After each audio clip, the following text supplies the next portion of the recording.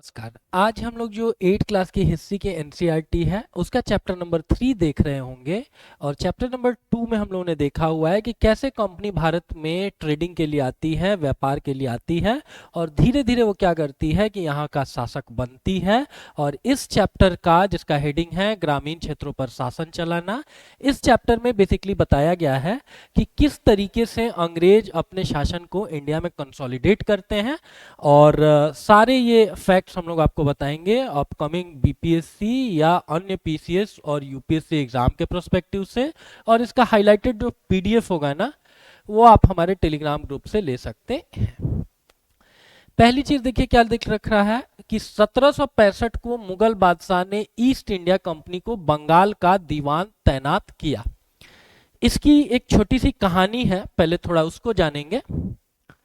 22 अक्टूबर 1764 को बक्सर का युद्ध होता है। और बक्सर का युद्ध जो था ना, वो पलासी के युद्ध की तरह छद्म युद्ध नहीं था, बल्कि रियल मामले में नॉर्थ इंडिया की 3 सबसे बड़ी पावर्स, अवध के नवाब शुजाउद्दौला, बंगाल के नवाब मीर कासिम और आपको जो मुगल एम्परर थे शाह आलम II, इन तीनों का सामना होता है किससे? तो ईस्ट इंडिया कंपनी से। और ईस्ट इंडिया कंपनी अंतोगत्वा इन तीनों ताकतों को हरा देती है। हराने के बाद क्या किया जाता है? तो इलाहाबाद की संधि की जाती है।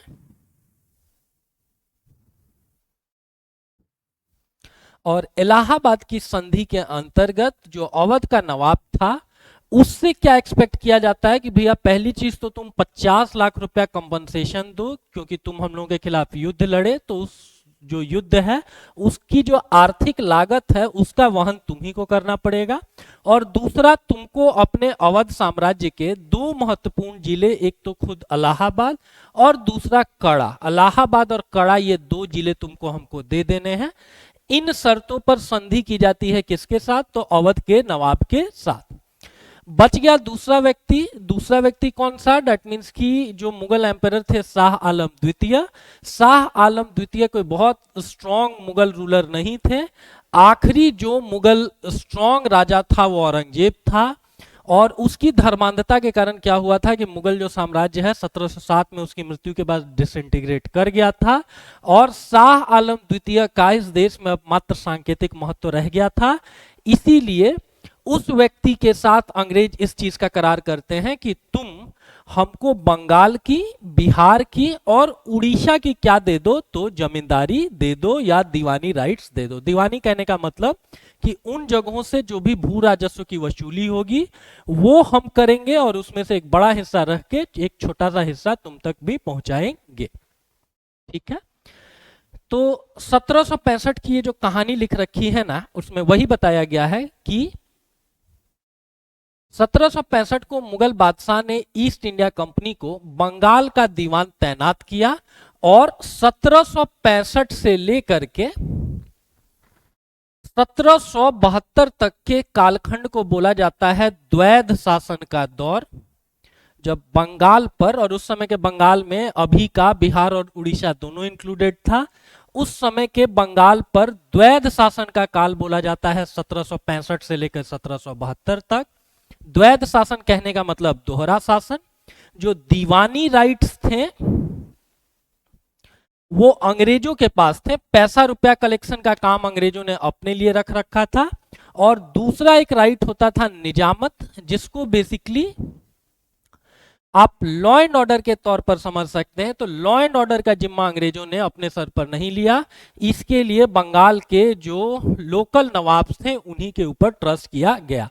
अब इस सिचुएशन को लॉजिकली सोचिए कि अंग्रेजों के लिए कितने फायदे की चीज है कि पैसा रुपया हम कलेक्ट करेंगे और लॉ एंड ऑर्डर को मेंटेन करने से हमारा कुछ भी लेना देना नहीं होगा। आज के समय में भी राज्य सूची का विषय है पुलिस, जिसके लिए बिहार पुलिस या मध्य प्रदेश पुलिस, तो इन सब का एक रिक्रूटमेंट होता है लॉ एंड ऑर्डर के बिहाफ पर। सरकार को आमदनी तो कुछ नहीं होती है, सरकार का खर्च होता है।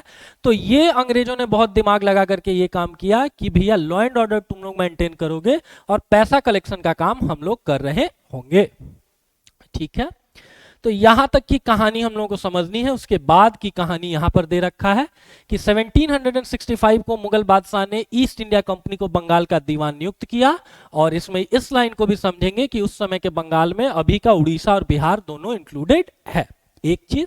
दूसरा चीज, ये मुगल बादशाह कौन था? तो शाह आलम द्वितीय था, और किस संधि के अंतर्गत उसने दीवानी राइट्स छोड़ा या अंग्रेजों को सौंपा? तो ये आपको इलाहाबाद की संधि थी। अब दीवानी राइट्स मिलने का क्या मतलब हुआ कि दीवान के तौर पर कंपनी अपने नियंत्रण वाले भूभाग के आर्थिक मामलों की मुख्य शासक बन गई थी। उस समय कोई सेकेंडरी सेक्टर और टर्शियरी सेक्टर तो डेवलप नहीं होगा। अर्थव्यवस्था के अंतर्गत जो प्राथमिक क्षेत्र था वही आपकी राज्य की आय का मुख्य स्रोत था, और उसके ऊपर प्रत्यक्षतया नियंत्रण किसका हो गया था? अब कंपनी का हो रखा था। कंपनी की आय देखिए क्या लिख रखा है, कंपनी दीवान तो बन गई थी लेकिन अभी भी खुद को एक व्यापारी ही मानती थी। कंपनी भारी भरकम लगान तो चाहती थी लेकिन उसके आकलन और वसूली की कोई नियमित व्यवस्था करने में हिचकिचा रही थी। कहने का तात्पर्य यह है कि हम विदेश से आ रखे हैं, इंडिया के कस्टम से हम बहुत ज़्यादा यूज टू नहीं है, बहुत ज़्यादा हम उन सारे रीति रिवाजों के बारे में, इंडिया में क्या विधान चलते हैं उनको हम जानते नहीं हैं। तो शुरू शुरू में एक हिचक ईस्ट इंडिया कंपनी के मन में बना हुआ था, and this was the exact reason कि 1765 से लेकर के 72 तक इन लोगों ने क्या किया है कि एक द्वैध शासन बंगाल पर लगा करके रखा है, जिसके अंतर्गत बोला गया है कि भैया दीवानी से संबंधित काम हम देखेंगे और लॉ एंड ऑर्डर स्थानीय रीति रिवाजों के आधार पर दंड विधान की व्यवस्था भारतीय लोग स्वयं से करें। लेकिन फायदा एक अंग्रेजों को क्या हो रखा था कि 1765 से पहले कंपनी ब्रिटेन से सोने और चांदी का आयात करती थी और इन चीजों के बदले सामान खरीदती थी। अब बंगाल में इकट्ठा होने वाले पैसे से ही निर्यात के लिए चीजें खरीदी जा सकती थी। पलासी का जो युद्ध था वो एक छद्म युद्ध था जो अपने लोगों के बिट्रेल के कारण ही वहां के नवाब हारे। हाउएवर सिराजुद्दौला जो पलासी का युद्ध हारते हैं उसके ठीक विपरीत बक्सर का युद्ध एक रियल बैटल था जिसको जीतने से अंग्रेजों को बहुत सारे लाभ हुए। एक तो अभी भी मुगल सत्ता का सांकेतिक महत्व देश में था, उससे हमने दीवानी के राइट्स हासिल कर लिए। अभी के समय में भी आप देखेंगे तो ये यूपी, बिहार और वेस्ट बंगाल इंडिया के सबसे फर्टाइल इलाकों में से माने जाते हैं, और उस समय भी ठीक ऐसा ही रहा होगा। तो इंडिया के जो सबसे फर्टाइल, जो सबसे उर्वरक भूमि है, वहां से भू राजस्व वसूली का भी हमको क्या मिल गया है? अधिकार मिल गया है। तो अगर ये चीजें हमको मिल जाएंगी तो वहां से बहुत सारा हम पैसा कलेक्ट कर लेंगे, और उसी पैसे से हम लोग निर्यात के लिए जो वस्तुएं इंग्लैंड भेजने वाले हैं उनको खरीद लेंगे। कहने का मतलब यह है कि at the end of the day मेरे पर्सनल पॉकेट से एक सिंगल पेनी भी खर्च नहीं करना पड़ रहा है हमको। पहले भारत के साथ अगर आप व्यापार करते थे तो आपको भर भर के वहां के सोना और चांदी को यहां पर देना पड़ता था, फॉर द ऑब्वियस रीजन कि भारतीयों को इंग्लैंड के या यूरोप के किसी सामान की जरूरत ही नहीं थी। यहाँ पर जजमानी सिस्टम चलता था, विच वॉज बार्टर सिस्टम। सारे लोग इतने कुशल थे कि ग्राम आपस में ही इतने आत्मनिर्भर थे कि हम कुछ बना रहे हैं, आप कुछ बना रहे हैं, हम अपनी अपनी चीजों को जो मैन्युफैक्चर्ड गुड है उसको आपस में एक्सचेंज कर ले रहे हैं, दुनिया से हमको कुछ नहीं चाहिए, राइट। उसी के ठीक इतर इंग्लैंड को क्या चाहिए था? भारत का कपास चाहिए था, भारत के रेशम के कपड़े चाहिए थे, भारत के मसाले चाहिए थे। हम लोगों को आपसे कुछ नहीं चाहिए तो बदले में आप हमको बुलियन देंगे, दैट मीन्स अपने प्रीशियस मेटल्स को देंगे, तभी हम लोग बार्टर सिस्टम के अंतर्गत आपके साथ बिजनेस कर पाएंगे। लेकिन यहां पर क्या हो रखा है? यहां पर ऐसा हुआ कि भैया अब हम बंगाल से ही इतना लैंड रेवेन्यू कलेक्ट कर लेंगे, इतना भू राजस्व की वसूली कर लेंगे, इतना पैसा यहीं पर जनरेट कर लेंगे कि उसी पैसे से निर्यात की वाली करने वाली वस्तुओं को खरीद पाएंगे। अगला देखिए क्या लिख रखा है कि जल्दी यह जाहिर हो गया कि बंगाल की अर्थव्यवस्था एक गहरे संकट में फंसती जा रही है। कारीगर गांव छोड़कर भाग रहे थे क्योंकि उन्हें बहुत कम कीमत पर अपनी चीजें कंपनी को जबरन बेचनी पड़ती थी। किसान अपना लगान नहीं चुका पा रहे थे, कारीगरों का उत्पादन गिर रहा था और सारी की सारी खेती चौपट होने की दशा में बढ़ रही थी। और यही सारे रीजंस हैं जिसके कारण अंतोगत्वा 1770 में बंगाल में एक भीषण अकाल पड़ता है जिसमें 1 करोड़ लोगों की मौत हो जाती है। ठीक है, 1770 का ये जो अकाल है इसी के बाद वहां पर सन्यासी रिवोल्ट होता है, जिसमें पार्टिसिपेट करती हैं, जिसकी लीडर थी देवी चौधरानी, ये भी नोट डाउन करेंगे। और साथ में मजनू शाह, ये दो व्यक्ति सन्यासी रिवोल्ट को लीड करते हैं। एक देवी चौधरानी थी, दूसरे मजनू शाह थे। और 1770 में ब्रिटिश इन्हीं गलत नीतियों के कारण अकाल की स्थिति उत्पन्न होती है बंगाल में, क्योंकि अब कैश क्रॉप आप हमसे उपजवा रहे हैं, जबकि बंगाल की पॉपुलेशन भी बहुत ज्यादा है। तो वहां पर अगर आप कैश क्रॉप्स के उत्पादन पर जोर देंगे तो फिर क्या होगा कि वहां पर भूखमरी की स्थिति होगी। और वही देखिए लिख रखा है कि उस समय 1 करोड़ लोग मारे गए थे इस अकाल के कारण, जिसके बिहाफ पर सन्यासी रिवोल्ट, जिसको लीड करने वाली देवी चौधरानी और मजनू शाह। अच्छा, 1882 में एक किताब लिखी जाती है बंकिम चंद्र चट्टोपाध्याय के द्वारा, आनंद मठ, जो संस्कृत में लिखी जाती है। और ये आनंद मठ किताब भी इसी सन्यासी रिवोल्ट की पृष्ठभूमि पर थी, ये भी जानेंगे। ईयर भी जानेंगे 1882। बंकिम चंद्र चट्टोपाध्याय का नाम जानेंगे। और हमारा जो राष्ट्रगान है वंदे मातरम, वो इसी किताब से लिया गया है, ठीक है। और ये पुस्तक भी मोस्टली आपको संस्कृत में ही लिखी हुई है, ये भी जानेंगे। और एक और इंटरेस्टिंग फैक्ट जो अभी तक आपसे एग्जाम में नहीं पूछा गया है, क्योंकि ये हमारा राष्ट्रगान है, तो कांग्रेस ने इस गीत को 1937 में ही एक्सेप्ट कर लिया था कि ये देश की राष्ट्रीय अस्मिता को एड्रेस करने वाला एक गीत है। And this is the exact reason that this song should be our national song. यही गाना हमारे राष्ट्रीय गीत के तौर पर होना चाहिए। इस चीज को कांग्रेस ने 1937 में ही एक्सेप्ट कर लिया था, ठीक है। उसके अगले में देखिए स्थाई बंदोबस्त लिख रखा है। स्थाई बंदोबस्त भारत में लाने वाले कौन से व्यक्ति हैं? चार्ल्स कॉर्नवालिस हैं। एक 10 वर्षीय भू राजस्व व्यवस्था,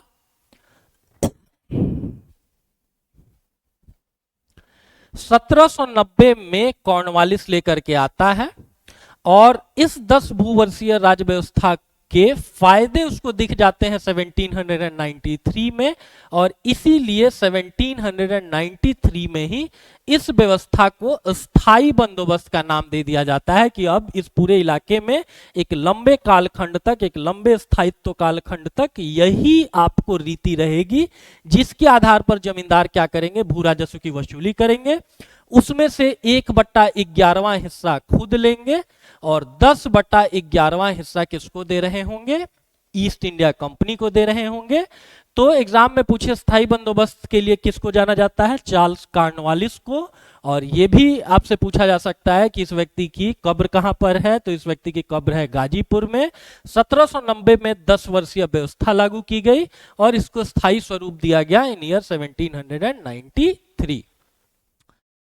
देखिए क्या लिख रखा है, 1793 में स्थायी बंदोबस्त लागू किया गया। इस बंदोबस्त की शर्तों के हिसाब से राजाओं और तालुकदारों को जमींदारों के रूप में मान्यता दी गई। कहने का मतलब यह है कि अंग्रेजों को अब दीवानी राइट्स मिल रखे थे।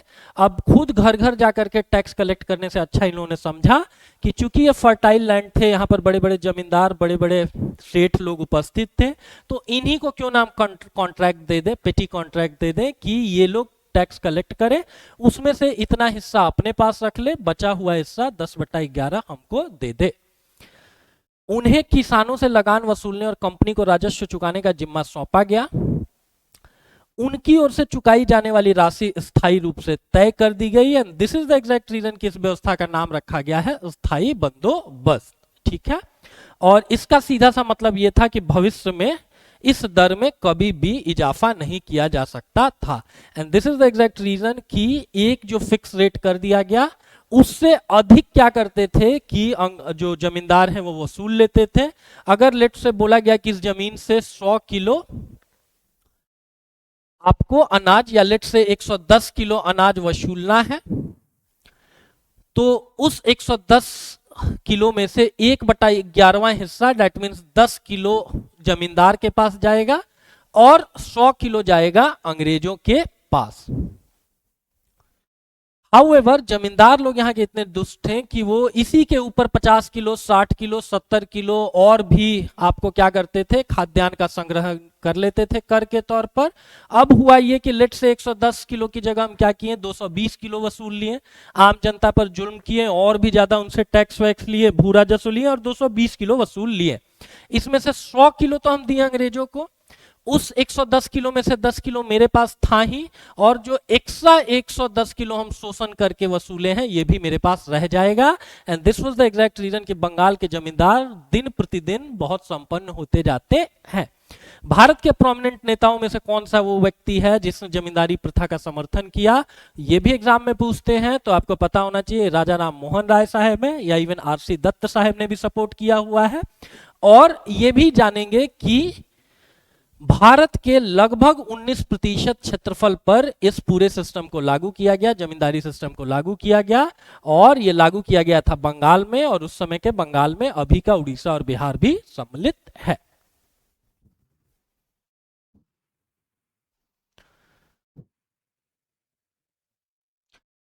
समस्या देखिए क्या लिख रखा है स्थायी बंदोबस्त की, जमींदार जमीन में सुधार के लिए खर्चा नहीं कर रहे थे, और कंपनी ने जो राजस्व तय किया था वो इतनी ज्यादा थी कि उसको चुकाने में जमींदारों को भी भारी परेशानी हो रही थी। सूर्यास्त का नियम ईस्ट इंडिया कंपनी ने 1794 में लागू किया, और 1794 में सूर्यास्त के इस नियम के अंतर्गत कहा गया कि हर जमींदार के लिए उसके भू राजस्व को चुकाने की एक निश्चित तिथि है। लेट से कि आज की जो तारीख है इस तारीख तक आपको क्या कर देना है, अपना भू राजस्व चुका देना है, और आज अगर सूर्यास्त तक आप नहीं चुका पाए तो आपका जो भी जमींदारी राइट्स है उसको ऑक्शन कर दिया जाएगा, उसकी नीलामी कर दी जाएगी, और उस नीलामी को फिर अगला जो व्यक्ति खरीदेगा वो उस जगह से भू राजस्व की वसूली करेगा। तो क्या लिख रखा है देखिए, जमींदार जमीन में सुधार के लिए खर्च नहीं कर रहे थे। अगर हम इस चीज को लेकर के श्योर नहीं है कि इस जमीन पे आने वाले 50-100 सालों तक मेरी ही जमींदारी चलेगी, तो हम क्यों इस जगह के ऊपर इन्वेस्ट करेंगे, क्यों यहाँ पर हम क्या करेंगे कि अच्छे खाद अच्छे बीजों को लेकर के आएंगे, कभी नहीं लेकर के आएंगे। हो सकता है बीज हम अच्छे किए, अच्छा खाद पानी का व्यवस्था हम किए, और एक साल समहाउ अगर फसल खराब हुई तो फिर मेरी जमींदारी चली जाएगी, और मैंने जो लॉन्ग टर्म इन्वेस्टमेंट इस जमीन पर कर रखा था उसके फायदे अगला आने वाला जमींदार उठा लेगा। तो आपको 1794 का ये सूर्यास्त का नियम भी पता रखना है, और यह भी पता रखना है कि इस नियम के कारण अनुपस्थित जमींदारी का गठन हुआ। एक प्रथा चली अनुपस्थित जमींदारी, जिसको बोलते हैं एब्सेंट लैंड लॉर्डिज्म। ठीक है, कि जो जमींदार है वो क्या किया कि मजाक मजाक में उसने ऑक्शनिंग में नीलामी में जमीन खरीद ली, वो अब शहरों में ही रहता है, गांव में वो देखने भी नहीं जाता है, देखने नहीं जाएगा तो दैट मीन सुधार के लिए जमीन में वो खर्च नहीं कर पाएगा, और उसने किसी अन्य तीसरे व्यक्ति को इस चीज का ठेका दे दिया कि वहां से तुम लैंड रेवेन्यू को कलेक्ट करो। इसके अतिरिक्त एक और सिस्टम अंग्रेजों को समझ में आया, विच वॉज महलवाड़ी सिस्टम। महल एक राजस्व इकाई थी, यह एक गांव या गांव का एक समूह होती थी। बेसिकली ये शब्द ओरिजिनेट किया है मोहल्ला से। मोहल्ला मतलब एक ही जगह है जहां 10, 20, 30 परिवार रहते हैं। कई जगहों पर अंग्रेजों ने देखा कि भूपति अथवा संपन्न धनी लोग नहीं उपस्थित हैं, जहां की जमीन फर्टाइल नहीं है, तो वहां पर आपको क्या करना है कि जमींदार को कॉन्ट्रैक्ट देने से अच्छा है कि गांव के लोगों से आप एक ओवरऑल एक कॉन्ट्रैक्ट कर लो, और वो भू राजस्व फिर गांव का जो मुखिया वगैरह होगा वो कलेक्ट करके आपको दे रहा होगा। ठीक है, महलवाड़ी सिस्टम कितने प्रतिशत भारत पर लागू किया गया है ये भी आपको पता होना चाहिए। तो लगभग 30% भारत के कुल क्षेत्रफल पर आपको इस सिस्टम को लागू किया गया था। ठीक है, और इसके अतिरिक्त आपको यह भी पता होना चाहिए कि जो महलवाड़ी सिस्टम है इसमें लगान की दर 1/3 थी, और इसके अतिरिक्त आपको यह भी चीज पता होनी चाहिए कि लगान की जो 1/3 दर थी ये किन जगहों पर लागू की गई थी। तो भारत के जो पश्चिमी प्रांत हैं वहां पंजाब में लागू किया गया था, और पश्चिमी उत्तर प्रदेश में भी इस चीज को आपको लागू किया गया था, ठीक है, जिसको उस समय मध्य प्रांत कहा जाता था। देखिए क्या लिख रखा है इस सिस्टम के बारे में। बंगाल प्रेसिडेंसी के उत्तर पश्चिमी प्रांतों में इस इलाके का ज्यादातर हिस्सा अब उत्तर प्रदेश में है। हॉल्ट मैकेंजी नामक अंग्रेज ने एक नई व्यवस्था तैयार की जिसे 1822 में लागू किया गया। लागू करने वाला व्यक्ति कौन सा है? महलवाड़ी सिस्टम, हॉल्ट मैकेंजी है। याद करने के लिए ऐसे कर सकते हैं, हॉल्ट भूल जाइए और खाली मैकेंजी याद रखिए। म से महलवाड़ी, म से मैकेंजी।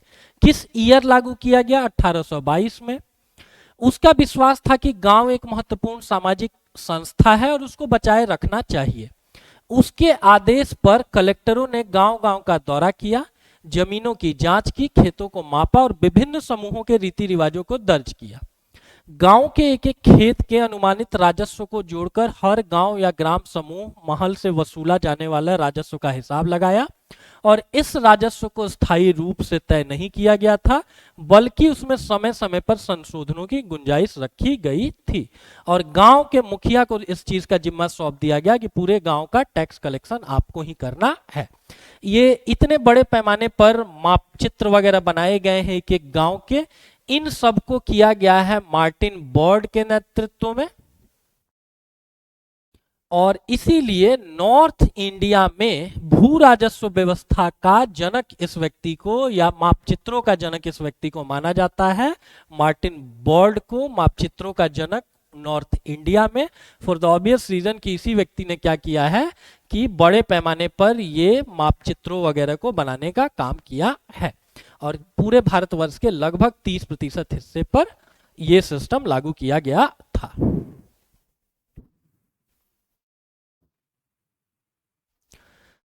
उसके अगले सिस्टम में देखेंगे रैयतवाड़ी सिस्टम, तीसरा था। यह भारत के 51% एरिया पर इसको लागू किया गया था। करने वाले अंग्रेज का नाम है अलेक्जेंडर रीड। अलेक्जेंडर रीड ने टीपू सुल्तान के साथ चले युद्धों के बाद कंपनियों द्वारा कब्जे में लिए गए कुछ इलाकों में इस व्यवस्था को आजमा कर देखा और थॉमस मुनरो ने आगे जाकर इस व्यवस्था को विकसित किया। लागू करने वाला पहली बार व्यक्ति कौन? Alexander read. इस व्यवस्था को सुदृढ़ करने वाला कौन सा व्यक्ति है? Thomas Munro. एग्जाम में पूछ देते हैं। और कुल भारत के कितने प्रतिशत क्षेत्रफल पर? तो 51% क्षेत्रफल पर यह लागू किया गया था। ऑफ कोर्स ये 51% क्षेत्रफल किसका होगा? ब्रिटिश आधिपत्य का जो भारत होगा उसके 51% एरिया पर इस सिस्टम को लाया गया था। अब क्या इस सिस्टम का नाम रखा गया है? रैयतवाड़ी। रैयत मतलब होता है आम जनता। तो जहां पर एक मुखिया भी नहीं मिला ना इनको कि भैया हम लोगों के लिए इतना ट्रबलसम क्यों ले, क्यों हम लोगों के बिहाफ पर चौधरी बने, क्यों हम आपके पास आकर के टैक्स वैक्स जमा करें। सब गांव का टैक्स अगर नहीं कलेक्ट हुआ तो आप मेरी गर्दन पकड़ लोगे और इस इलाके में इतना कोई लैंड रेवेन्यू आप कलेक्ट भी नहीं कर सकते हो। तो जहां पर ऐसे लोग भी नहीं मिले अंग्रेजों को, तो वहां पर इन लोगों ने क्या किया है कि रैयतवाड़ी सिस्टम लेकर के आए हैं। एक एक इंडिविजुअल से क्या किया है, इन लोगों ने आपको इस चीज का पैक्ट किया है। यहां पर भी भू राजस्व की दर बहुत ज्यादा थी, यही रीजन है। और मोस्टली ये दक्षिण भारत में लागू किया गया था। देखिए लिख रखा है दक्षिण में परंपरागत जमींदार नहीं थे, इसीलिए दक्कन किसान विद्रोह भी हुए हैं 1875 में। ये भी आपसे एग्जाम में पूछते हैं, पता होना चाहिए। और इसको लेकर के दक्षिण या दक्कन कृषक राहत अधिनियम अंग्रेजों के तरफ से पारित किया गया है 1879 में। ठीक है, तो दक्कन में कृषक विद्रोह 1875 और 1879 में अंग्रेजों के तरफ से एक कृषक राहत अधिनियम भी पारित किया गया है। इस चीज को भी ध्यान में रखेंगे। ठीक है,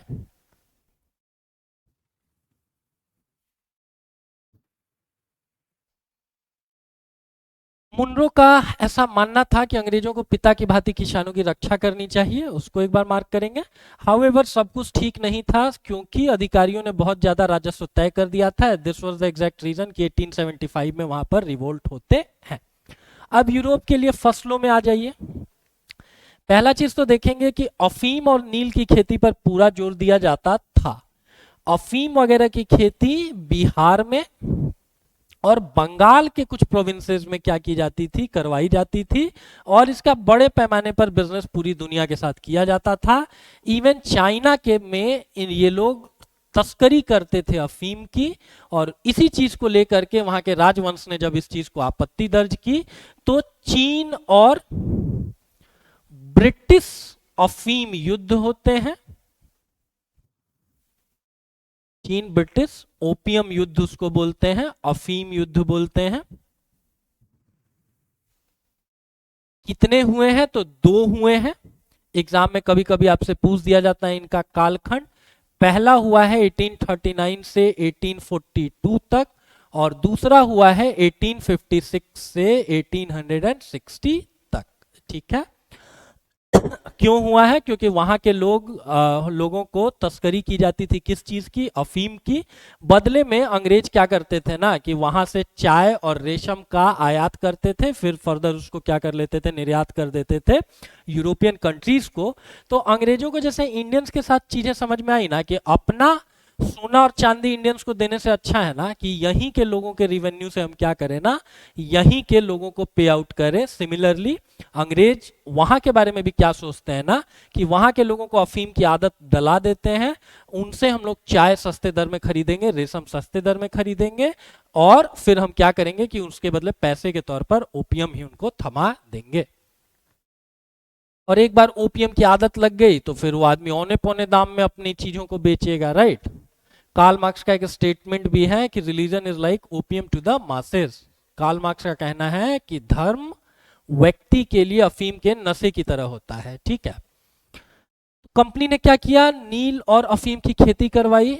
अफीम हम लोगों ने देखा किस काम आता है, ऐसा देखिए तो दर्द निवारक भी होता है, और नील का खेता की जो खेती होती है वो कपड़े को नीला रंग देने के लिए की जाती है।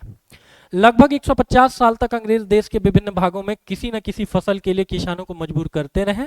बंगाल में पटसन अभी भी होता है। इवन भारत और जो पाकिस्तान का विभाजन हुआ है,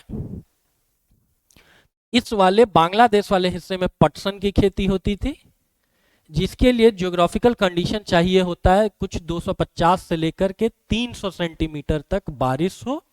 तो पाकिस्तान विभाजन के कारण हमारा पटसन उद्योग प्रभावित हुआ, और वहीं जो पश्चिमी पाकिस्तान था, जो अभी का पाकिस्तान है, इसके कारण हमारा कपास उद्योग बुरे तरीके से प्रभावित हुआ। असम में चाय, असम की चाय आपको फेमस है, पता ही है।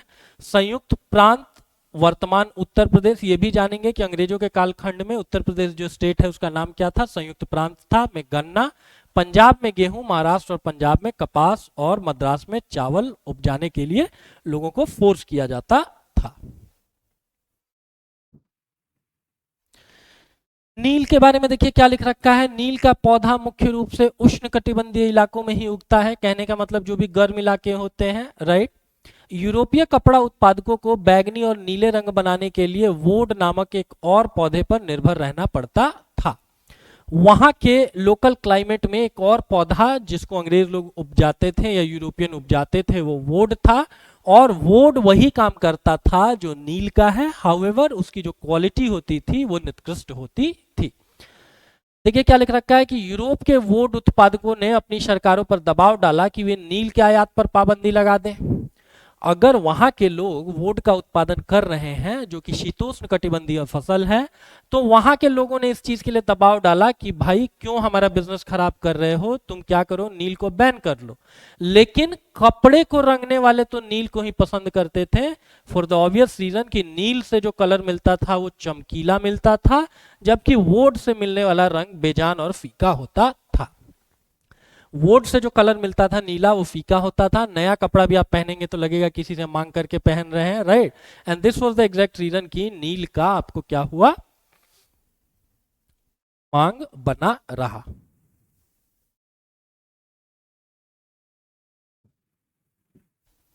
बहुत सारी अन्य जगहों पर भी ये लोग क्या करते थे कि नील वगैरह की खेती करवाते थे। जैसे सेंट डोमिंग्यू दे रखा है, वहां गुलामों की बगावत। ये कहां पर ये जगह है, तो डोमिनिकन रिपब्लिक जो है उसकी ये कैपिटल है। और अटलांटिक ओशन में ये चीजें आपको मिलेंगी। सेंट डोमिंग्यूज कहाँ पर है, तो ये अटलांटिक ओशन में एक द्वीप है क्यूबा वगैरह के पास। वहां पे भी क्या किया जाता था, जबरदस्ती कैरेबियाई द्वीपों में नील की खेती करवाई जाती थी।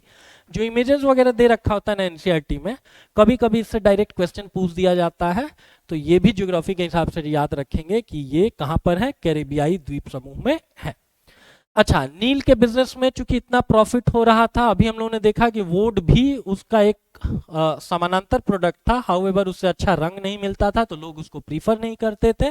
नील की पूरी दुनिया में डिमांड थी, इसीलिए कंपनी के बहुत अधिकारियों ने नील के अपने कारोबार पर ध्यान देने के लिए अपनी नौकरियां छोड़ दी कि नील की यहाँ पर खेती करवा के, नील्हा साहेब उनको कहा जाता था, जो यूरोपीय लोग यहाँ पर खेती करवाते थे, और नील किसानों की दुर्दशा से ही द्रवित होकर के जो महात्मा गांधी हैं 1917 में चंपारण मूवमेंट में किसी राजकुमार शुक्ल साहेब के कहने पर आते हैं और इंडिया के पहले ऐसे मूवमेंट को लीड करते हैं जो गांधी जी का भारत में पहला मूवमेंट था।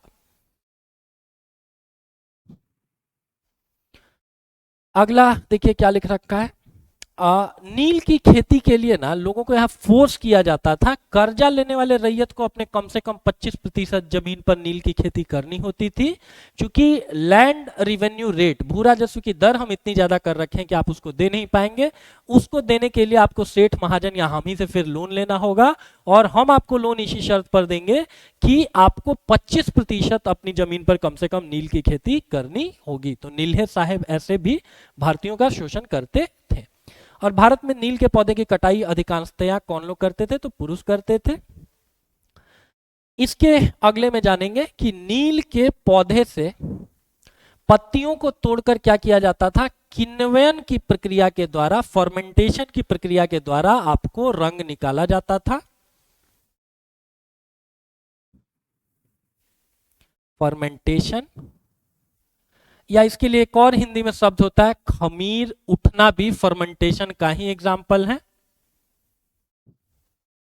फर्मेंटेशन में क्या किया जाता है कि माइक्रोबियल एक्टिविटीज के द्वारा, सूक्ष्म जीवों की गतिविधियों के द्वारा खाद्य पदार्थों या पेय पदार्थों में या अन्य किसी ऑर्गेनिक सब्सटेंसेस में मनवांछित चेंजेस लाए जाते हैं। जैसे डबल रोटी का निर्माण हो गया, या शराब का निर्माण हो गया, या दही जमना हो गया, ये सारे के सारे आपको फर्मेंटेशन के ही एग्जाम्पल हैं। तो ये भी एक फैक्ट यहाँ पर ध्यान में रखेंगे, क्योंकि नील बहुत चर्चा में रहता है हमारे राष्ट्रीय स्वतंत्रता आंदोलन से संबंधित। तो अंग्रेज लोग इससे कैसे आपको रंग निकालते थे, तो किण्वन की प्रक्रिया के द्वारा, किण्वन की प्रक्रिया के द्वारा, फर्मेंटेशन की प्रक्रिया के द्वारा वो लोग रंग वगैरह निकालते थे। हाउएवर नील के साथ परेशानी ये थी कि उसकी जड़ें बहुत गहरी होती थी और मिट्टी की सारी ताकत खींच लेती थी। नील की कटाई के बाद वहां पे अब धान वगैरह की खेती आप नहीं कर सकते थे। कहने का मतलब ये है कि ओवरऑल जमीन की जो उर्वरकता शक्ति है, जो उसका उपजाऊपन है, उसमें धीरे धीरे कमी आएगी, फॉर द ऑब्वियस रीजन कि जड़ें बहुत गहरी हैं। जब उसको आप निकालेंगे तो साथ साथ क्या होगा कि वो बहुत सारा आपका जो फर्टाइल सॉइल है उसको भी लेकर के निकलेगा, और फिर इसीलिए फिर भारतीय लोग क्या करते थे, उसको प्रीफर नहीं करते थे, उनसे जबरदस्ती इसकी खेती कराई जाती थी। 1859 में बंगाल के हजारों रैयतों ने नील की खेती करने से इनकार कर दिया। 1859 और 60 में एक नील विद्रोह हुआ है वेस्ट बंगाल में, और इसी की पृष्ठभूमि पर कोई दीन बंधु मित्र हैं,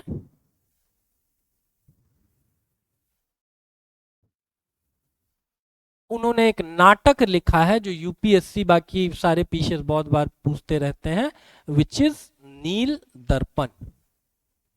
ठीक है, नील की खेती करने वाले लोगों का जीवन आईने की तरह आपको दिखाएंगे, राइट। इसीलिए इस पुस्तक का नाम रखा गया, नाटक का नाम नील दर्पण। लिखा किन्होंने, दीनबंधु मित्रा ने।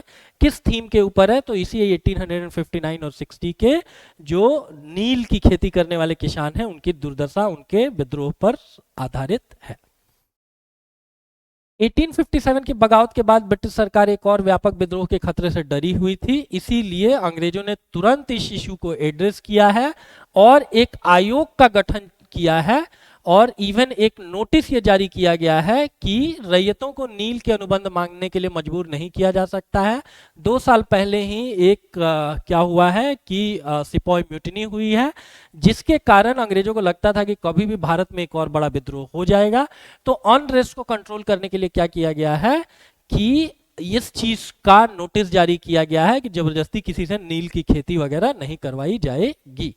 और इवन किसानों की समस्याओं की जांच के लिए एक आयोग का गठन किया गया है, नील आयोग का गठन किया गया है। इस आयोग ने बागान मालिकों, नीलहे साहेबों को दोषी पाया और जोर जबरदस्ती के लिए उनकी आलोचना की। ठीक है। 19वीं सदी के आखिर में क्या हुआ है कि इंडस्ट्रियल डेवलपमेंट के कारण कृत्रिम रंगों का निर्माण होने लगा है, इससे उनका व्यवसाय भी बुरी तरह प्रभावित हुआ है। आखिर आज के समय में नील अगर इतना ही पॉपुलर प्रोडक्ट था तो आज के समय में क्या हुआ है, क्यों हम लोग नील की खेती को उतना प्रीफर नहीं करते हैं? क्योंकि साइंस और टेक्नोलॉजी में एडवांसमेंट के कारण बहुत सारे आर्टिफिशियल कलर्स आ रखे हैं, बहुत सारे आर्टिफिशियल डाइज आ रखे हैं और अब हम लोग नील के ऊपर डिपेंड नहीं करते हैं। वही लिख रखा है कि चंपारण आकर नील किसानों की दुर्दशा को देखने का न्योता राजकुमार शुक्ल साहब ने दिया, जो मुरली भरहवा गांव के थे, ये भी एग्जाम में पूछते हैं। और इसीलिए 1917 में महात्मा गांधी का यह दौरा नील बागान मालिकों के खिलाफ चंपारण आंदोलन की शुरुआत हुआ। एक छोटा सा फैक्ट यहां दे रखा है, एग्जाम में आपसे पूछ देंगे कि किसानों की दुर्दशा को एड्रेस करने के लिए जिस नील आयोग का गठन अंग्रेजों के द्वारा किया गया, इसके अध्यक्ष कौन थे? तो इसके अध्यक्ष थे आपको सीटन कार। और वेस्ट इंडीज द्वीप समूहों में भी नील उत्पादन ये लोग करवाते थे। एंड यही सारी चीजें आपको एग्जामिनेशन प्रोस्पेक्टिव से इस चैप्टर में इंपॉर्टेंट हैं। जो चीजें हम आपको बताएं उनको आप एक बार नोट डाउन करके भी रख सकते हैं, बिकॉज एनसीईआरटी के अतिरिक्त भी दुनिया है हिस्ट्री ज्योग्राफी की। बहुत सारे एग्जाम के जो भी आपके पोटेंशियल क्वेश्चंस हैं हम आपको बताएं, उसको आप क्या कर सकते हैं कि नोट डाउन करके भी रख सकते हैं। वीडियो पॉज करके देखिए, जहां भी आपके काम के कंटेंट दिखे उसको पॉज करके एक बार नोट डाउन कर लेंगे। और आपके फ्रेंड सर्किल में अगर कोई व्यक्ति हैं जो आपको लगता है कि आपके सहभागी हैं जो एग्जाम की तैयारी करते हैं, तो उनके साथ आप इस वीडियो को एक बार प्लीज शेयर कर देंगे। और ये जो हाईलाइटेड पीडीएफ है वो आपको हमारे टेलीग्राम चैनल में मिल जाएगा। Thank you.